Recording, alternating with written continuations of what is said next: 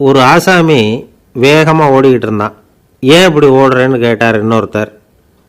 அங்கே ஒரு ஆள் அடிபட்டு கிடக்கிறான், அதை பார்த்தேன், உடனே ஓடுறேன்னா. எங்கேன்னு கேட்டார். ஆஸ்பத்திரிக்குன்னா. ஒரு ஆள் அடிபட்டு கிடக்கிறத பார்த்தா உடனடியாக நாம் செய்ய வேண்டியது முதல் உதவி, அதுக்கப்புறம் தான் ஆஸ்பத்திரி. இன்றைக்கி விபத்துங்கிறது சர்வசாதாரணமாக நடந்துக்கிட்டு இருக்குது. வாகன விபத்து, வெடிகுண்டு விபத்து, தீ விபத்து, கட்டடம் சரியறது, பூகம்பம், இப்படி நிறைய நடக்குது. ஒரு விபத்தை பார்த்துட்டா நம்மளில் பல பேர் நமக்கு என்னத்துக்கு வம்புன்னு ஒதுங்கி போயிடுறதும் உண்டு. சில பேர் துணிஞ்சு கிட்ட போய் உதவி செய்கிறதும் உண்டு.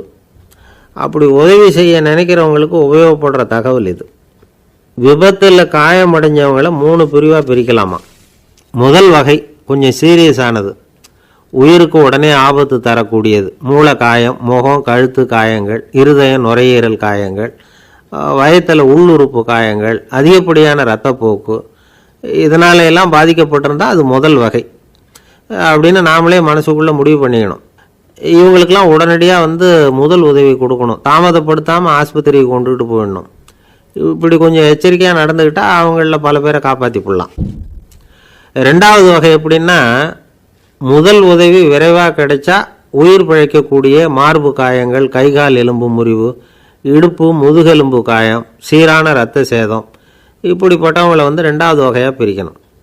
ஆபத்து இல்லாத சிராய்ப்புகள், சிறு காயங்கள், இரத்த உறைவுகள், இதனால் பாதிக்கப்படுறவங்க மூணாவது வகை. ஒருத்தர் தலையில் அடிபட்டு நினைவு இழந்துட்டார்னு வச்சுங்க, அவருக்கு வாந்தி வர்றதுனால புறையேறி மூச்சு அடைப்பு உண்டாகும். இப்படி ஆகாமல் இருக்கிறதுக்காக தலையை ஒரு பக்கமாக சாய்ச்சி வைக்கலாம். நாடி துடிப்பையும் இதய துடிப்பையும் தொட்டு பார்க்கணும். அது குறைஞ்சிருந்தாலும் சரி, நின்று இருந்தாலும் சரி, அவர் மார்பை நிமிஷத்துக்கு 80 தடவை உள்ளங்கையால் அழுத்தி இதய துடிப்பை மீட்கிறதுக்கு உதவி பண்ணணும். கழுத்தில் காயம்பட்டாலும் ஆபத்து அதிகம். கழுத்துக்கு அடியில் ஒரு துண்டை மடித்து வைக்கலாம். 2 பக்கமும் சின்ன தலையணை அல்லது துணி மடிப்புகளை வச்சு கழுத்தை அதிகமாக அசையாமல் பார்த்துக்கலாம். முதுகெலும்பு முறிஞ்சிருக்குமோ அப்படிங்கிற சந்தேகம் இருந்ததுன்னா அவரை அதிகமாக அசைய விடக்கூடாது. அதிகமாக அசைஞ்சால் தண்டு இடத்துல பாதிப்பு ஏற்பட்டு கைகால் விளங்காமல் போயிடும்.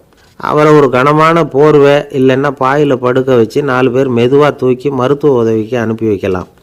கையெலும்பு முறிஞ்சிருந்தால் முறிஞ்ச பாகத்தை உடம்போடு சேர்த்து அசையாமல் கட்டி போடலாம். கால் எலும்பு முறிஞ்சிருந்தால் மற்ற காலோடு சேர்த்து கட்டி போடலாம். முறிஞ்ச பாகம் தொங்காமல் பார்த்துக்கணும், அப்போ தான் வீக்கம் உண்டாகாமல் இருக்கும். வெட்டு காயம், குண்டடிப்பட்ட காயம், இதிலெல்லாம் ரத்தப்போக்கு அதிகமாக இருக்கும். ரத்தம் வெளியேற ஆபத்து அதிகம். சுத்தமான துணியை பல மடிப்புகளை மடித்து காயத்தின் மேலே வச்சு அழுத்தமாக ஒரு 10 நிமிஷம் பிடிச்சிக்கணும். ரத்தம் நின்ன உடனே காயத்துக்கு கட்டு போடலாம். சில சமயம் காயம்பட்ட பாகத்தை உயரமாக தூக்கி பிடிச்சிக்கிட்டா தான் ரத்த கசிவு நிற்கும்.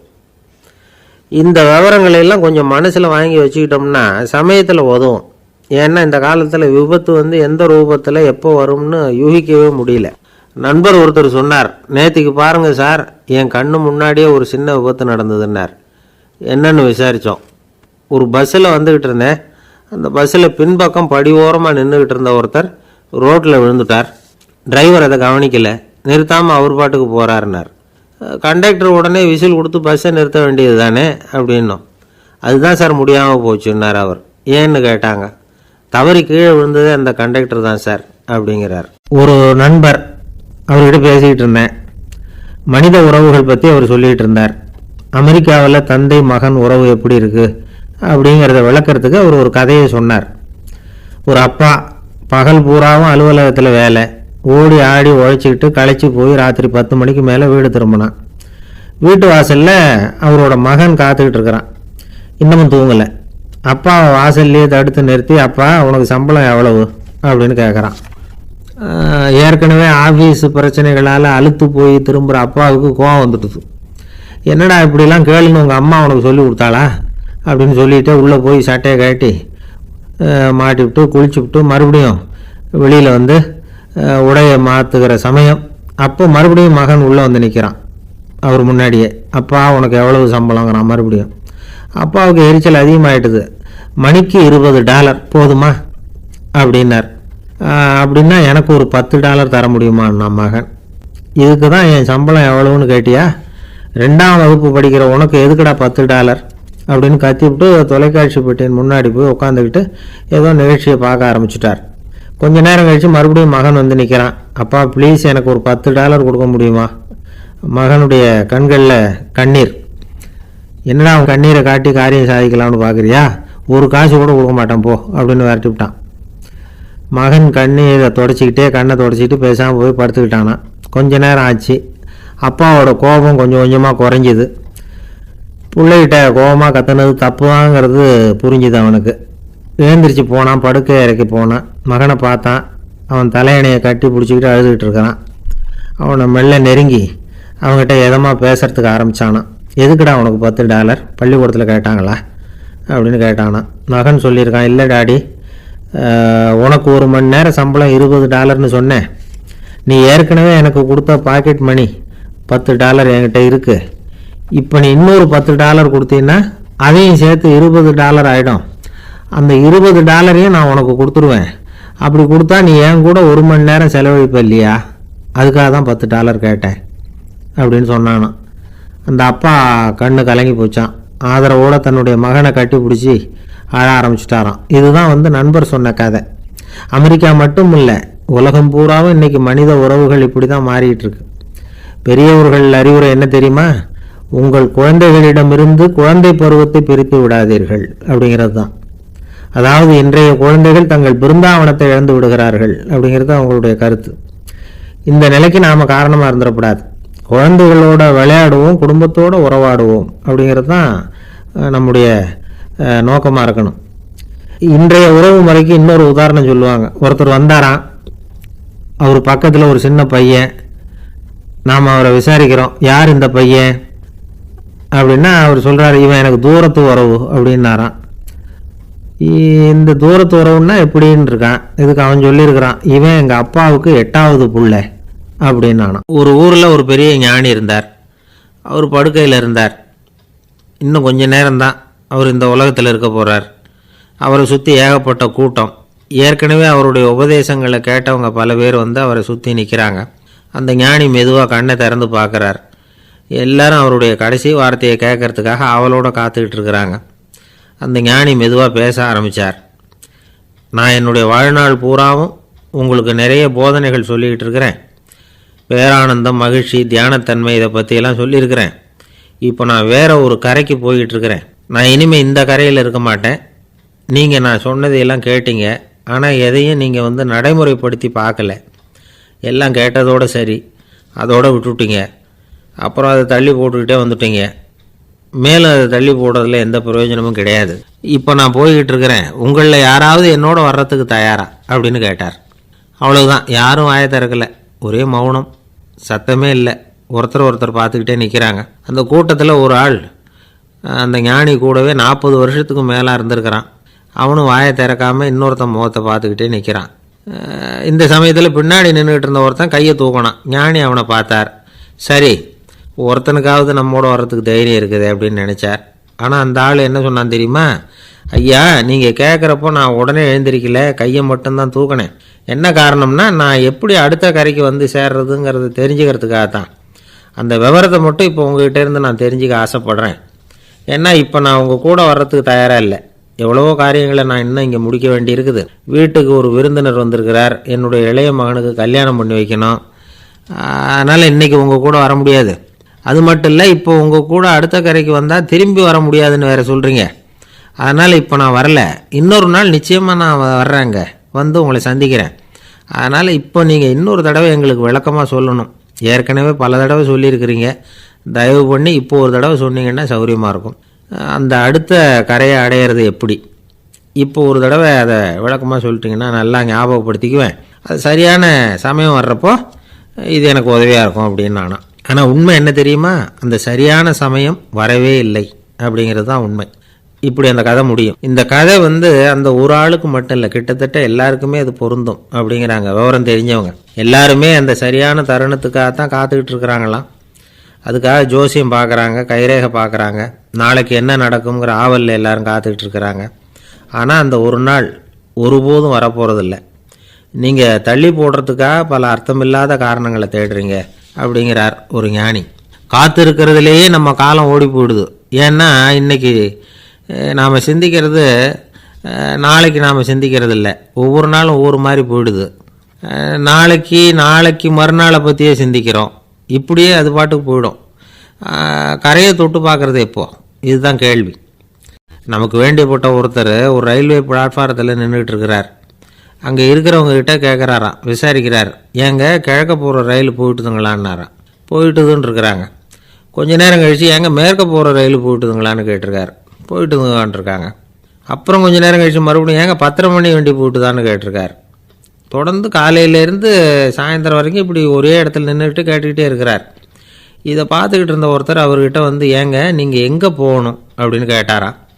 இவர் மெதுவாக சொன்னாராம், இந்த ரயில்வே லைனை தாண்டி அந்த பக்கம் போகணும் அப்படின்னாராம். நம்பிக்கை இல்லைன்னா இந்த உலகத்தில் நாம் நடமாடவே முடியாது. அவநம்பிக்கையோடு இருந்துக்கிட்டு இருந்தால் என்றைக்கும் அவஸ்தை தான்.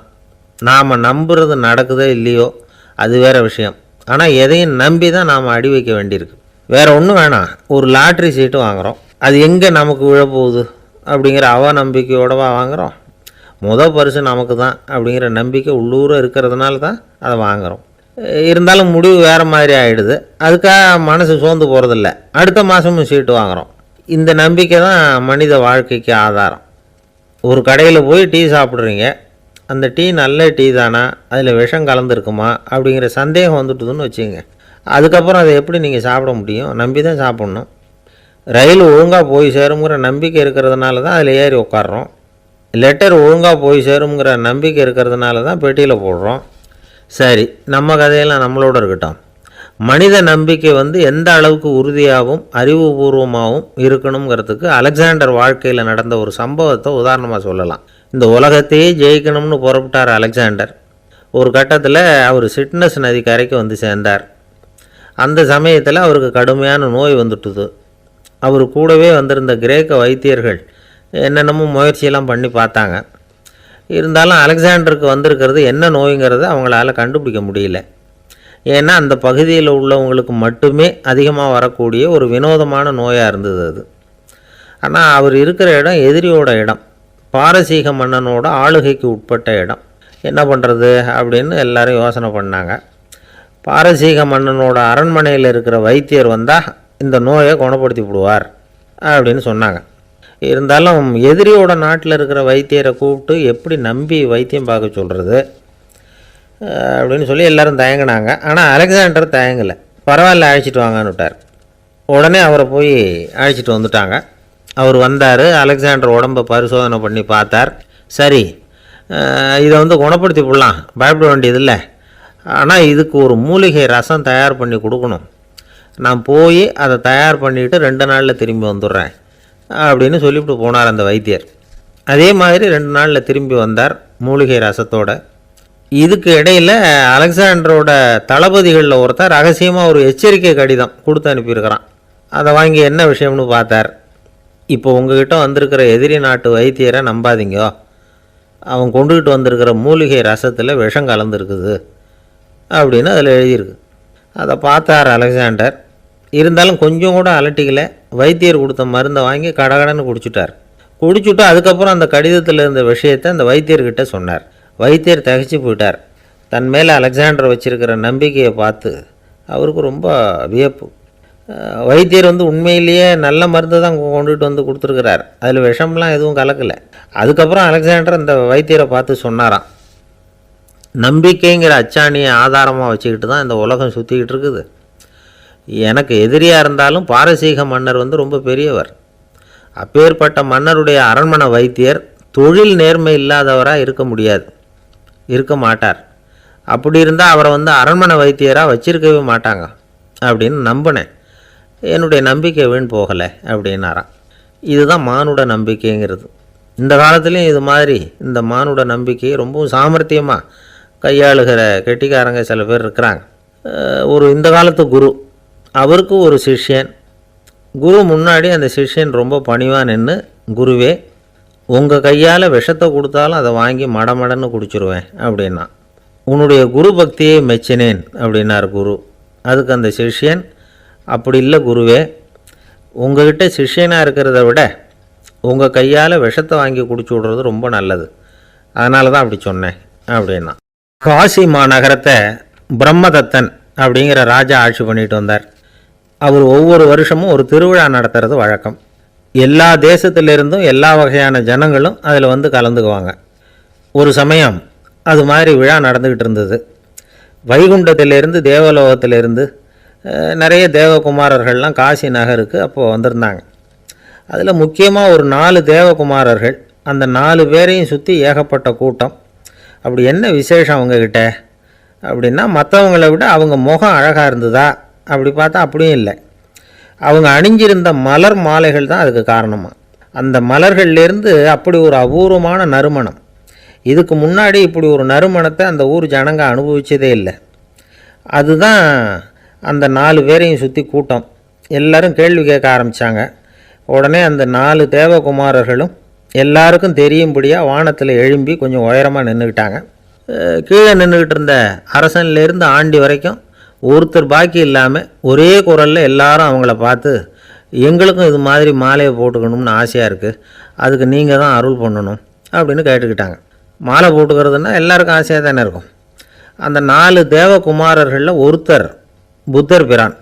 அவர் சொன்னார், பூலோகவாசிகளே, நான் சொல்கிறத கொஞ்சம் பொறுமையாக கேளுங்க. கக்காரு அப்படிங்கிற கற்பக விருஷத்தின் மலர்களால் தொடுக்கப்பட்டது இந்த மாலை. இதுக்கு நிறைய சக்தி உண்டு. எந்த காலமும் இது வாடாது, வாசனையும் குறையாது. ஆனால் இதை அணிந்து கொள்கிறதுக்கு சில தகுதிகள் தேவை அப்படின்னார். என்ன தகுதி அது சொல்லுங்களேன் அப்படின்னு ஏக காலத்தில் எல்லாரும் சத்தம் போட்டாங்க. தீய இயல்புகள் உள்ளவங்க, இழிந்த சிந்தனை, இழிந்த செயல் உள்ளவங்க இந்த மாலையை அணிய முடியாது அப்படின்னார். அவ்வளோதான். கூட்டத்தில் சத்தம் போட்டவங்கள்லாம் மெதுவாக அப்படி அடங்க ஆரம்பிச்சிட்டாங்க. இன்னொரு தேவகுமாரன் சொன்னார், அடுத்தவங்க பொருளை அபகரிக்காதவன், அடுத்தவங்களுக்கு கெடுதல் பண்ணக்கூடிய பொய் பேசாதவன், பேராசையினால் கெட்ட வழியில் பொருள் ஈட்ட நினைக்காதவன் இந்த மாலையை போட்டுக்கலாம் அப்படின்னார். கூட்டத்திலிருந்து யாரும் முன்னுக்கு வரல. ஒரே ஒரு ராஜகுரு மட்டும் கொஞ்சம் முன்னாடி வந்தார். பெரியவர், படித்தவர். அவர், எனக்கு தகுதி இருக்குது அந்த மாலையை போட்டுக்கிறதுக்கு அப்படின்னார். வேறு ஒன்றும் இல்லை, பொய் சொல்லியாவது அந்த மாலையை வாங்கிக்குவோமே அப்படின்னு முடிவு பண்ணிட்டார் அவர். அவ்வளோதான், மாலையை வாங்கிட்டார். அடுத்த தேவகுமாரன் பேசினார். யாருக்கு திடமான அறிவும் மனமும் இருக்குதோ, யாருக்கு நல்ல காரியங்களில் அசையாத ஈடுபாடு இருக்குதோ, நல்ல அரிய பொருள்களை தனியாக தான் மட்டும் அனுபவிக்க விரும்பாதவர் யாரோ அவர் முன்னாடி வந்து இந்த மாலையை வாங்கிக்கலாம் அப்படின்னார். அந்த தகுதியும் எனக்கு இருக்குன்னார் ராஜகுரு. மாலையை வாங்கி போட்டுக்கிட்டார். இன்னொரு ராஜகுமாரன் பேச ஆரம்பித்தார். அறநெறியில் செல்வம் சேர்க்கணும், ஆடம்பர பொருள்களுக்கு அடிமையாகக்கூடாது, வெற்றி அடைஞ்சாலும் கர்வம் வரக்கூடாது, அப்படிப்பட்டவங்க இந்த மாலையை போட்டுக்கலாம்னார். துணிஞ்சு பொய் சொல்லி அதையும் வாங்கி கழுத்தில் போட்டுக்கிட்டார் இந்த ராஜகுரு. இன்னொரு ராஜகுமாரன் சொன்னார், சான்றோர்களை நிந்திக்காதவங்க, புறம் பேசாதவங்க இந்த மாலையை போட்டுக்கலாம்னார். அதையும் வாங்கி போட்டுக்கிட்டார். திருவிழா முடிஞ்சுது, எல்லோரும் திரும்பி போயிட்டாங்க. மறுநாள் ராஜகுரு 4 மாலைகளையும் போட்டுக்கிட்டு ராஜசபைக்கு வரார். வந்தவர் ரொம்ப அவஸ்தையோடு வர்றார். மாலையெல்லாம் வாடி போயிட்டுது, வாசனை எதுவும் கிடையாது. அது மட்டும் இல்லை, அவருக்கு கடுமையான தலைவலி வேறு வந்துட்டுது. துடிச்சு போயிட்டார். மாலையை கழட்டவும் முடியல. ஜனங்கள்லாம் அவரை பார்த்து சிரிக்க ஆரம்பிச்சிட்டாங்க. என்னத்துக்கு ஆசைப்படணும், ஏன் இப்படி கஷ்டப்படணும் அப்படின்னு. ராஜா பார்த்தார். மறுபடியும் விழாவுக்கு ஏற்பாடு பண்ணினார். தேவகுமாரர்கள்லாம் வந்தாங்க. ராஜகுரு வந்தார். மக்கள் முன்னிலையில் அவங்க காலில் விழுந்தார், மன்னிப்பு கேட்டுக்கிட்டார். இந்த மாலையை போட்டுக்கிற தகுதி எனக்கு இல்லை. தகுதி இல்லாத ஒருத்தன் தகாத தகுதியை பொய் மூலம் பெறணும்னு ஆசைப்படுறாங்களே, அவங்களுக்கெல்லாம் என்னுடைய தண்டனை ஒரு எச்சரிக்கையாக இருக்கட்டும்னார். அதுக்கப்புறம் தேவகுமாரர்கள் அவர் கழுத்தில் இருக்கிற மாலையை கழட்டினாங்களாம். அந்த மாலைகளும் பழையபடி மனம் கொடுக்க ஆரம்பிச்சுட்டு தான். இதிலேருந்து நாம் தெரிஞ்சுக்க வேண்டியது என்னென்னா, நமக்கு தகுதி இல்லாத ஒரு கௌரவம் நம்மக்கிட்ட தானாக வந்தால் கூட அதை தவிர்த்து விடுறது தான் நல்லது. அதுதான் புத்திசாலித்தனம். ஒருத்தர் வந்தார். சார், எங்கள் இலக்கிய மன்ற விழாவுக்கு நீங்கள் தலைமை தாங்கணும்னார். உடனே இவர் சொன்னார், பேச்சாளர், சார், இலக்கியத்தை பற்றி பேசுகிற தகுதி எனக்கு இல்லையே அப்படின்னார். உடனே அவர் கூப்பிட வந்தவர் சொன்னார், அந்த தகுதி உங்களுக்கு இல்லைங்கிறது எங்களுக்கும் தெரியும் சார், அதனால தான் உங்களை தலைமை தாங்க கூப்பிட்றேன் அப்படின்னார். அது சரி, தலைமைன்னா அதுக்கு இவர் என்ன தான் அர்த்தம் பண்ணுறாருன்னு தெரியல. ஒரு சீன தேசத்து அரசர் இருந்தார். அவருக்கு வயசாயிட்டுது. அவருக்கு அடுத்தபடியாக அவருடைய புள்ள பட்டத்துக்கு வரணும், ஆட்சி பொறுப்பை ஏற்றுக்கணும். ஒரு நல்ல தலைவனுக்கு இருக்க வேண்டிய பண்புகள்லாம் தன்னுடைய மகனுக்கு இருக்கணும்னு விரும்பினார் அந்த அரசர். அதனால் இளவரசனை பக்கத்தில் இருந்த ஒரு குரு கிட்ட அனுப்புனார். இளவரசன் அவர்கிட்ட போய் சேர்ந்தான். அந்த குரு என்ன பண்ணார் தெரியுமா? இவனை பார்த்து சொன்னார், இதை பாருப்பா, நீ என்ன பண்ணுற, இப்போவே பக்கத்தில் இருக்கிற காட்டுக்கு போ, நடுக்காட்டில் போய் ஒரு இடத்துல உட்காந்துக்கோ, அங்கே என்னென்ன சத்தம்லாம் உன் காதில் விழுதுன்னு கவனித்து கேளு, உன் காதில் விழுந்த ஓசைகள் என்னென்னங்கிறத என்கிட்ட வந்து சொல்லு, அதுதான் எனக்கு தெரியணும், உனக்கு வேலையும் அதுதான் அப்படின்னு சொல்லி அனுப்பி வச்சுட்டார். இளவரசன் காட்டுக்கு போனான். குரு சொன்னபடியே ஒரு இடத்துல உட்காந்து கவனித்து கேட்டான். அதுக்கப்புறம் குருக்கிட்ட திரும்பி வந்தான். என்னென்ன சத்தம்லாம் கேட்ட அப்படின்னு கேட்டார் குரு. குருவே, காட்டில் நான் பறவைகள் சத்தம்லாம் கேட்டேன், மிருகங்களின் ஓசையையும் கேட்டேன், இதை தவிர இடி மின்னல் மழை இதுகளோட சத்தத்தையும் கேட்டேன் அப்படின்னா. குரு யோசனை பண்ணார், நீ இன்னமும் சரியாக கேட்கல, அதனால் மறுபடியும் காட்டுக்கு போ, கொஞ்ச நாள் தங்கியிருந்து கேட்டுட்டு வா அப்படின்னார். இளவரசனுக்கு ஒன்றும் புரியல. இருந்தாலும் குருவின் கட்டளையாச்சே, மறுக்க முடியுமா? உடனே அவன் மறுபடியும் காட்டுக்கு போனான். ஒரு இடத்துல உட்காந்தான். கொஞ்ச நேரம் உன்னிப்பாக கவனித்து கேட்டான். சில நாள் கழித்து குருக்கிட்ட திரும்பி வந்தான். குருவே, இந்த தடவை சில துல்லியமான சத்தங்களை எல்லாம் கேட்டான். தேனீ பறக்கிற சத்தம், நீரோடையின் மெல்லிய ஓசை, இதெல்லாம் கேட்டேன்னா. குரு சிரித்தார். நீ மறுபடியும் காட்டுக்கு போ, இன்னும் சில நாள் அங்கே இரு, முழுமையாக கவனமாக கேட்டுக்கிட்டு வா அப்படின்னு சொல்லி அனுப்பி வச்சுட்டார். இளவரசனுக்கு குழப்பம் அதிகமாயிட்டுது. ஒன்றுமே புரியல. மறுபடியும் காட்டுக்கு போனான். மௌனமாக ஒரு இடத்துல உட்காந்துட்டான். அப்படியே தியானத்தில் ஆழ்ந்துட்டான். சில நாளில் அவனுக்கு இதுவரை கேட்காத ஓசைகள்லாம் கேட்க ஆரம்பிச்சிட்டுது. இதைத்தான் நான் கேட்கணும்னு என்னுடைய குரு எதிர்பார்த்துருக்கிறாருங்கிறத புரிஞ்சுக்கிட்டான். உடனே குருக்கிட்ட ஓடனான். குருவே, இந்த தடவை காதுகளுக்கு கேட்க முடியாத சில ஓசைகளை கூட என்னால் உணர முடிஞ்சுது. பூ மலருகிற ஓசை, சூரியனால் பூமி சூடாகிறப்போ எழுகிற ஓசை, காலை பனித்துளியை இந்த புல்லுலாம் குடிக்கிற ஓசை, இது எல்லாம் என்னால் நல்லா கேட்க முடிஞ்சுது அப்படின்னா. குருவுக்கு இப்போ தான் திருப்தி ஏற்பட்டு தான். இளவரசனை பார்த்து சொன்னார், இதை பாருப்பா, இப்போ தான் நாட்டை ஆளுகிற தகுதி உனக்கு வந்திருக்குது அப்படின்னு சொல்லி அதுக்கு விளக்கமும் கொடுத்தாராம். எந்த அரசன் தன்னுடைய மக்களின் எதையும் பேசுகிற மௌன மொழியை, மௌன வார்த்தைகளை கேட்குறானோ அவன்தான் ஆள தகுதி உள்ளவன். எந்த அரசன் தன்னுடைய மக்களின் உணர்ச்சிகளை உண்மையாக உணர்றானோ அவன்தான் முதன்மையான அரசன். போலி வார்த்தைகளை மட்டும் கேட்டுட்டு பல மௌன ராகங்களை காதில் வாங்கிக்காதவன் அரசனே இல்லை. எந்த நாட்டில் எப்போ ஒரு அரசன் தன்னுடைய மக்களின் உணர்ச்சிகளை கேட்க மறுக்கிறானோ அன்னையிலேருந்தே அந்த நாடு அழிய தொடங்குது அப்படின்னு அர்த்தம். இதுதான் அந்த குரு இளவரசனுக்கு போதித்தது. வாயால் பேசுகிறத மட்டும் கேட்டு ஏமாறக்கூடாது, உணர்ச்சிகளையும் கேட்குறதுல தான் மனப்பக்குவம் உண்டாகும். மக்கள் உணர்ச்சிகளை புரிந்து கொள்ளாத அரசர்கள் நீடிச்சிருக்க முடியாது.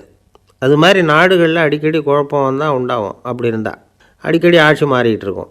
அப்படிப்பட்ட ஒரு தேசம், அங்கே ஒரு சிறைச்சாலையில் 3 கைதிகள் பேசிக்கிட்டு இருந்தாங்க.